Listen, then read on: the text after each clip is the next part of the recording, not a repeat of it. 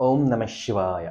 ನಮಸ್ತೆ ಪ್ರಿಯ ವೀಕ್ಷಕರೇ, ಮಹಾಯೋಗಿ ಜ್ಞಾನ ತಾಣಕ್ಕೆ ತಮ್ಮೆಲ್ಲರಿಗೂ ಸ್ವಾಗತ. ಈ ವಿಡಿಯೋದಲ್ಲಿ ಮೇಷರಾಶಿಯವರಿಗೆ 2025 ವರ್ಷ ಹೇಗಿರುತ್ತೆ ಅನ್ನೋದನ್ನ ತಿಳಿಸ್ಕೊಡ್ತೀನಿ. ಎಲ್ರಿಗೂ ಹೊಸ ವರ್ಷದ ಆರ್ಥಿಕ ಶುಭಾಶಯಗಳು. ಮೇಷರಾಶಿಯವರಿಗೆ ಶನಿಯು ಲಾಭಸ್ಥಾನದಲ್ಲಿ ಇದ್ಕೊಂಡು ಕಳೆದ ವರ್ಷ ಆದಷ್ಟು ಶುಭ ಫಲಗಳನ್ನ ಕೊಟ್ಟಿದ್ದಾರೆ. ತುಂಬಾ ಜನಕ್ಕೆ ಜೀವನದಲ್ಲಿ ಒಂದು ಮೆಮೊರಿಯಲ್ ಮೂಮೆಂಟ್ ಅಂತ ಹೇಳ್ತಾರ, ಆ ಒಂದು ಸಂತೋಷ ಕ್ಷಣಗಳನ್ನು ಕೊಟ್ಟಿರ್ತಾರೆ. ಮೇಷರಾಶಿಯವರಿಗೆ ಕುಟುಂಬ ದೊಡ್ಡದಾಗಿರುತ್ತೆ, ಕುಟುಂಬದಲ್ಲಿ ಹೊಸ ಸದಸ್ಯರ ಆಗಮನವಾಗಿರುತ್ತೆ, ಕೆಲವರಿಗೆ ವಿವಾಹ ಆಗಿರುತ್ತೆ, ಕೆಲವು ಸಂತಾನ ಆಗಿರುತ್ತೆ, ಹಾಗೆ ಕೆಲವರಿಗೆ ಗೃಹಯೋಗ ಅನ್ನೋದು ಕಳೆದ ವರ್ಷ 2024ರಲ್ಲಿ ಮೇಷರಾಶಿಯವರಿಗೆ ನೋಡಿದ್ರಿ. ಸೊ ಕೆಲವು ಶುಭ ಫಲಗಳನ್ನ ನೋಡಿದ್ರಿ. ಈ ವರ್ಷ ಏನಾಗುತ್ತೆ ಅಂತ ಹೇಳಿದ್ರೆ, ಒಂದು ಶನಿಯು ನಿಮಗೆ ವ್ಯಯಸ್ಥಾನಕ್ಕೆ ಏಪ್ರಿಲ್ನಿಂದ ಬರ್ತಾ ಇದ್ದಾರೆ, ಮಾರ್ಚ್ 29ನೇ ತಾರೀಕು ನಂತರ ಬರ್ತಾ ಇದ್ದಾರೆ. ಸಾಡೆ ಸಾತಿಯ ಪ್ರಭಾವ ಅನ್ನೋದು ಶುರುವಾಗುತ್ತೆ. ಸಾಡೆ ಸಾತಿ ಅಂದ ತಕ್ಷಣ ಎದುರುವಂಥದ್ದೇನಿಲ್ಲ. ಸಾಡೆ ಸಾತಿ ಏನಂತ ಹೇಳಿದ್ರೆ, ಶನಿಯು ಪೂರ್ವ ಜನ್ಮದ ಕರ್ಮಗಳನ್ನ ಈ ಜನ್ಮದಲ್ಲಿ ಆ ಭಾವಕ್ಕೆ ತಕ್ಕಂತೆ ಕೊಡ್ತಾ ಹೋಗ್ತಾರೆ. ವ್ಯಯಸ್ಥಾನದಲ್ಲಿ ಅಂತ ಹೇಳಿದ್ರೆ ನಿಮಗೆ ಏನಂದ್ರೆ, ಒಂದು ಕೆಲಸ ಬೇಗ ಆಗೋದಿಲ್ಲ, ನಿಮಗೆ ತುಂಬಾ ಡಿಲೇ ಮಾಡ್ತಾರೆ ಶನಿ, ಹಾಗೆ ಪ್ರೆಷರ್ ಕೊಡ್ತಾ ಹೋಗ್ತಾರೆ. ಸೊ ಆದಷ್ಟು ಏನಾಗುತ್ತೆ ಅಂತ ಹೇಳಿದ್ರೆ, ಖರ್ಚುಗಳು ಜಾಸ್ತಿ ಆಗ್ತಾ ಹೋಗುತ್ತೆ. ಕಾರಣಗಳು ಏನಂದ್ರೆ, ಮಕ್ಕಳ ವಿಚಾರ ಆಗಿರ್ಬೋದು, ಆರೋಗ್ಯ ವಿಚಾರವಾಗಿರ್ಬೋದು, ಅನಾವಶ್ಯಕ ಪ್ರಯಾಣಗಳಿರ್ಬೋದು, ಈ ಒಂದು ವಿಚಾರಗಳಿಗೆ ಜಾಸ್ತಿ ಖರ್ಚು ಅನ್ನೋದು ಮೇಷರಾಶಿಯವರಿಗೆ ಬರ್ತಾ ಹೋಗುತ್ತೆ. ಹಾಗೆ ಆರೋಗ್ಯದಲ್ಲಿ ಸ್ವಲ್ಪ ನಿಮಗೆ ಏರುಪೇರು ಆಗ್ತಾ ಹೋಗುತ್ತೆ. ಕೆಲವೊಂದು ವರ್ಷಗಳ ಸ್ಟ್ರೈನ್ ಇದ್ದಿದ್ರಿಂದ ಆರೋಗ್ಯದಲ್ಲಿ ವ್ಯತ್ಯಾಸ ಅನ್ನೋದು ಹೋಗುತ್ತೆ. ಹಾಗೆ ನಿದ್ದೆ ಅನ್ನೋದು ಕಡಿಮೆ ಆಗ್ತಾ ಹೋಗುತ್ತೆ, ನಿದ್ದೆ ಡಿಸ್ಟರ್ಬ್ ಆಗ್ತಾ ಹೋಗುತ್ತೆ. ಹಾಗೆ ಏನಾಗುತ್ತೆ ನಿಮಗೆ ಅಂತ ಹೇಳಿದ್ರೆ, ಹಣಕಾಸು ಇನ್ಕಮಿಂಗ್ ಏನಿರುತ್ತೆ, ಮನಿ ಫ್ಲೋ ಕಡಿಮೆ ಆಗ್ತಾ ಹೋಗುತ್ತೆ. ಹಾಗಾಗಿ ನೀವು ಏನು ಮಾಡಬೇಕು ಅಂದರೆ, ಶನಿಗೆ hard work, discipline, patience very important. So ನೀವೊಂದು ಹಾರ್ಡ್ ವರ್ಕ್ ಮಾಡಬೇಕು. ಹಾಗೆ ಲೇಜಿನೆಸ್ ಅನ್ನೋದು ಶನಿಗೆ ಬರಲ್ಲ. ಶನಿ ಲೇಜಿನೆಸ್ಗೆ ಕಾರಕ ಆಗಿರೋದ್ರಿಂದ ಮತ್ತೆ ನಿದ್ದೆಯಿಂದ ಬೇಗ ಎದ್ದೇಳಲಿಕ್ಕೆ ನೀವು ಕಷ್ಟಪಡ್ತೀರಾ ಮೇಷರಾಶಿಯವರು.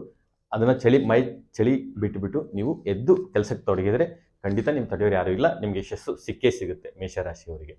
ಹಾಗೆ ಗುರು ಬಂದ್ಬಿಟ್ಟು ನಿಮಗೆ ಕಳೆದ ವರ್ಷ ಧನಸ್ಥಾನದಲ್ಲಿದ್ದರು, ಹಾಗಾಗಿ ನಿಮಗೆ ಕುಟುಂಬ ವೃದ್ಧಿ ಆಯಿತು, ಹಣ ಸರಿಯಾದ ಸಮಯಕ್ಕೆ ಬಂತು, ನೀವು ಶುಭ ಫಲಗಳನ್ನ ಅನುಭವಿಸಿದ್ರಿ.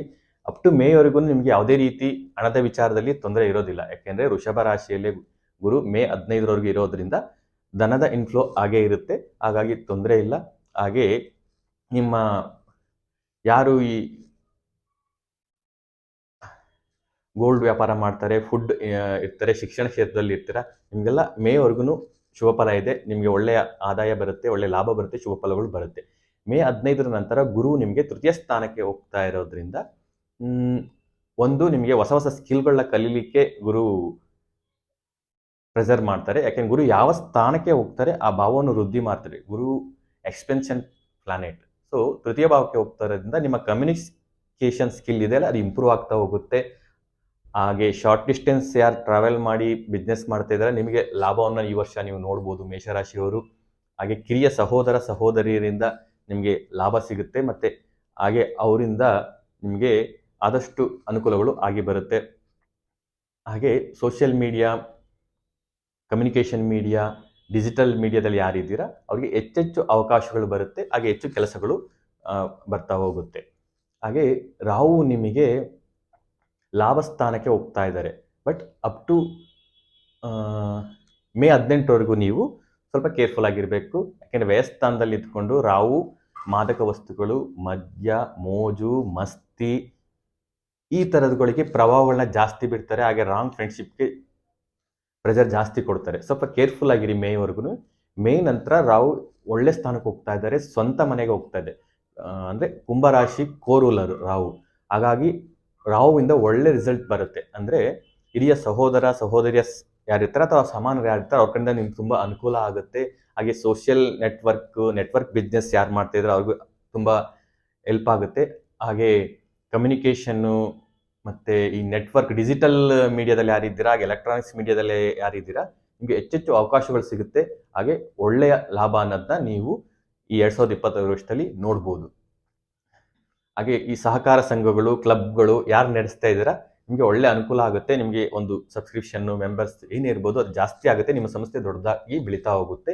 ಮೇ 18ರಿಂದ 1 ವರ್ಷ ರಾಹುವಿನ ಪ್ರಭಾವ ಇರೋದ್ರಿಂದ ಈ ಒಂದು ಕ್ಷೇತ್ರಗಳಲ್ಲಿ ನೀವು ಹೆಚ್ಚಿನ ಅಭಿವೃದ್ಧಿಯನ್ನು ಕಾಣಬಹುದು. ಹಾಗೆ ಕೇತುವು ನಿಮಗೆ ಇನ್ನು ಮೇ 10ವರೆಗೂ ಆಗಲೇ ಗುರುಬಲನೂ ಇರುತ್ತೆ, ಕೇತು ಬಲನೂ ಇರುತ್ತೆ ಮೇ 15ರವರೆಗೂ. ಸೊ ಹಾಗಾಗಿ ರೋಗ ಯಾರಿಗೆ ಇದ್ರೂ ಮೇವರೆಗೂ ಯಾವುದು ಅಷ್ಟು ನಿಮಗೆ ಎಫೆಕ್ಟ್ ಗೊತ್ತಾಗೋದಿಲ್ಲ. ಯಾವಾಗ ಏಪ್ರಿಲಿಂದ ಶನಿ ಬರ್ತಾರೆ ಆವಾಗ ನಿಮ್ಗೆ ಸ್ವಲ್ಪ ಆರೋಗ್ಯದ ಬಗ್ಗೆ ಗಮನ ಕೊಡಬೇಕಾಗತ್ತೆ.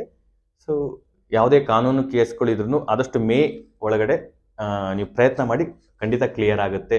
ಯಾವುದಾದ್ರು ಹೆಲ್ತ್ ಇಶ್ಯೂಸ್ ಲಾಂಗ್ ಪೆಂಡಿಂಗ್ ಇದೆ ಅಂದರೆ ಸ್ವಲ್ಪ ಮುಂದೆ ಹೋಗಿ ಆದಷ್ಟು ಬೇಗ ಕ್ಲಿಯರ್ ಮಾಡ್ಕೊಳ್ಳಿ. ಶತ್ರುಗಳು ದೂರ ಆಗ್ತಾರೆ, ಶತ್ರುಗಳು ಯಾರೂ ನಿಮಗೆ ಬರೋದಿಲ್ಲ, ನಿಮ್ಮ ಎದುರು ನಿಲ್ಲೋದು ಇಲ್ಲ.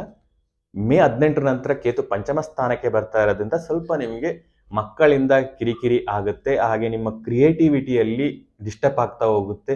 ನಿಮ್ಮ ಯೋಚನಾ ಲಹರಿಯಲ್ಲಿ ಸ್ವಲ್ಪ ವೈರಾಗ್ಯತನ ಬರುತ್ತೆ.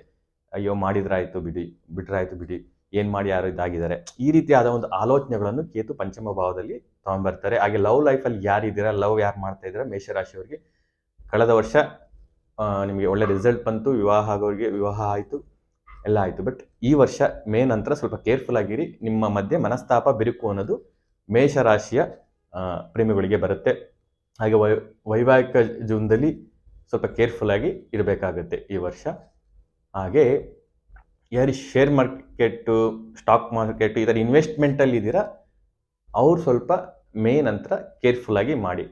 ಒಂದು ಗುರುಬಲನೂ ಇರೋಲ್ಲ, ಶನಿ ಬಲನೂ ಇರೋದಿಲ್ಲ, ಕೇತು ಪಂಚಮ ಸ್ಥಾನಕ್ಕೆ ಬರ್ತಾ ಇರೋದ್ರಿಂದ ಆದಷ್ಟು ಡಿಟ್ಯಾಚ್ಮೆಂಟ್ ಗ್ರಹ ಕೇತು ಆಗಿರೋದ್ರಿಂದ ಮುಕ್ತಿಯನ್ನು ಕೊಡ್ತಾರೆ. ಹಾಗಾಗಿ ಇನ್ವೆಸ್ಟ್ಮೆಂಟು ಬೇಡ ಅಂತ ನಾನು ರೆಕಮೆಂಡ್ ಮಾಡ್ತೀನಿ. ಹಾಗೆ ಒಂದು ಈ ಥರ ಒಂದು ಅಧ್ಯಾತ್ಮ, ಜ್ಞಾನ, ಮಂತ್ರಸಿದ್ಧಿ ಈ ಥರ ವಿಚಾರಕ್ಕೆ ನಿಮಗೆ ಒಳ್ಳೆ ಅನುಕೂಲ ಇರುತ್ತೆ. ಸೊ ಒಳ್ಳೆಯ ಗುರುವಿನ ಒಂದು ಭೇಟಿ ನಿಮಗೆ ಆಗುತ್ತೆ. ಹಾಗೆ ಅವರ ಒಂದು ದೀಕ್ಷೆ ಸಿಗುವ ಸಾಧ್ಯತೆ ಜಾಸ್ತಿ ಇದೆ ಮೇಷರಾಶಿಯವರಿಗೆ. ಸೊ 2025 ನಿಮಗೆ ಸ್ವಲ್ಪ ಚಾಲೆಂಜಸ್ ಬರುತ್ತೆ. ಫಸ್ಟ್ 5 ಮಂತ್ಸು ನಿಮಗೆ ಏನೂ ಗೊತ್ತಾಗೋದಿಲ್ಲ, ಈಸಿ ಗೋಯಿಂಗ್, ಲೈಫ್ ಈಸಿಯಾಗಿ ಹೋಗ್ತಾ ಇರುತ್ತೆ, ಏನೂ ಗೊತ್ತಾಗೋದಿಲ್ಲ. ಎಲ್ಲ ಸಹಕಾರ ಕೊಡ್ತಾರೆ, ಕುಟುಂಬದಲ್ಲಿ ಸಹಕಾರ ಕೊಡ್ತಾರೆ, ಕಾರ್ಯಕ್ಷೇತ್ರದಲ್ಲಿ ಸಹ ಕೊಡ್ತಾರೆ. ಬಟ್ ಒನ್ಸ್ ಶನಿ ಚೇಂಜ್ ಆಗ್ತಾರೆ, ರಾಹು ಕೇತುಗಳು ಚೇಂಜ್ ಆಗ್ತಾರೆ, ಆಗ ನಿಮಗೆ ಲೈಫಲ್ಲಿ ಸ್ವಲ್ಪ ಆಟೋಮೆಟಿಕ್ ಆಗಿ ಸ್ವಲ್ಪ ಪ್ರೆಷರ್ಸ್ ಜಾಸ್ತಿ ಆಗುತ್ತೆ, ಚಾಲೆಂಜಸ್ ಜಾಸ್ತಿ ಆಗುತ್ತೆ, ಸ್ಟ್ರಗಲ್ಸ್ ಅನ್ನೋದು ಬರ್ತಾ ಹೋಗುತ್ತೆ. ಒಂದು ಏನಂತ ಹೇಳಿದರೆ, ನಿಮಗೆ ಶನಿಗೆ ನೀವು ಹಾರ್ಡ್ ವರ್ಕ್ ಮಾಡಬೇಕು, ಡಿಸಿಪ್ಲಿನ್ ಇರಬೇಕು, ಪೇಷನ್ಸ್ ಇರಬೇಕು, ಮತ್ತು ಲೇಜಿನೆಸ್ ಅನ್ನೋದು ಶನಿ ಕೊಡ್ತಾರೆ. ಹಾಗಾಗಿ ಈ ಚಳಿ ಬಿಟ್ಬಿಟ್ಟು ಸ್ವಲ್ಪ ಎದ್ದು ಮುಂದೆ ಬರಬೇಕು. ಹಾಗೆ ಇನ್ನೊಂದು ಏನಂತ ಹೇಳಿದರೆ, ಸುಳ್ಳು ಹೇಳಬಾರ್ದು ಶನಿಗೆ. ಹಾಗೆ ತಾಯಿಗೆ ಸ್ವಲ್ಪ ಗೌರವವನ್ನು ಕೊಡಿ, ತಾಯಿಗೆ ಕೆಟ್ಟ ಶಬ್ದಗಳು ಬಳಸೋದು ಇದೆಲ್ಲ ಮಾಡಬೇಡಿ, ಸ್ವಲ್ಪ ಯೋಗಕ್ಷೇಮವನ್ನು ವಿಚಾರಿಸಿ. ಹಾಗೆ ವೃದ್ಧರಿಗೆ ಗೌರವ ಕೊಡಿ, ವೃದ್ಧರಿಗೆ ಆರ್ಷಾಗಿ ಮಾತಾಡ್ಲಿಕ್ಕೆ ಹೋಗಬೇಡಿ, ಸಾಧ್ಯವಾದರೆ ಅವರಿಗೆ ಸಹಾಯ ಮಾಡಿ. ಇದರಿಂದ ಶನಿ ಒಂದು ಕಾರಕತ್ವ ಏನಿರುತ್ತೆ, ಆ ಎನರ್ಜಿ ನಿಮಗೆ ಪಾಸಿಟಿವ್ ಆಗಿ ಕನ್ವರ್ಟ್ ಆಗ್ತಾ ಹೋಗುತ್ತೆ. ರಾಹುದು ಸೂಪರ್ ಆಗಿದೆ, ಬಟ್ ರಾಹುನ ಪಾಸಿಟಿವ್ ಆಗಿ ಯೂಸ್ ಮಾಡ್ಕೊಳ್ಳಿ. ಡಿಜಿಟಲ್ ಮೀಡಿಯಾ, ಆನ್ಲೈನ್ ಮೀಡಿಯಾಸ್ ಏನಿದೆ ಅದರಲ್ಲಿ ನೀವು ಪಾಸಿಟಿವ್ ಆಗಿ ಯೂಸ್ ಮಾಡಿಕೊಂಡ್ರೆ ನೀವೊಂದು ಒಳ್ಳೆ ರಿಸಲ್ಟ್ ಅಂದರೆ ಒಳ್ಳೆ ಲಾಭವನ್ನು ನೀವು ಗಳಿಸ್ಬೋದು. ಸೊ ನೀವು ಈ ವರ್ಷ ಆದಷ್ಟು ಹನುಮಾನ್ ದೇವಸ್ಥಾನಗಳಿಗೆ ಭೇಟಿ ನೀಡಿ, ಪ್ರತಿನಿತ್ಯ ಹನುಮಾನ್ ಚಾಲೀಸ್ನ ಪಠನೆ ಮಾಡಿ. ಹಾಗೆ ಗುರುವಿನ ಕ್ಷೇತ್ರಗಳಲ್ಲಿ ಶಿರ್ಡಿ, ಸಾಯಿಬಾಬಾ, ಮಂತ್ರಾಲಯ, ದಕ್ಷಿಣಾಮೂರ್ತಿ ಈ ಥರ ಗುರುವಿನ ಕ್ಷೇತ್ರಗಳಿಗೆ ಭೇಟಿ ನೀಡಿದರೆ ತುಂಬ ಒಳ್ಳೆಯದು. ಅಲ್ಲಿ ಕ್ಷೇತ್ರವಾಸ ಮಾಡಿ, ಸಾಧ್ಯವಾದರೆ ಓದೋ ಅಭ್ಯಾಸ ಇದ್ದವರಿಗೆ ಗುರುಚರಿತ್ರೆ ಪಾರಾಯಣ ಮಾಡಿ, ಇದರಿಂದ ಒಳ್ಳೆ ರಿಸಲ್ಟ್ ಸಿಗುತ್ತೆ.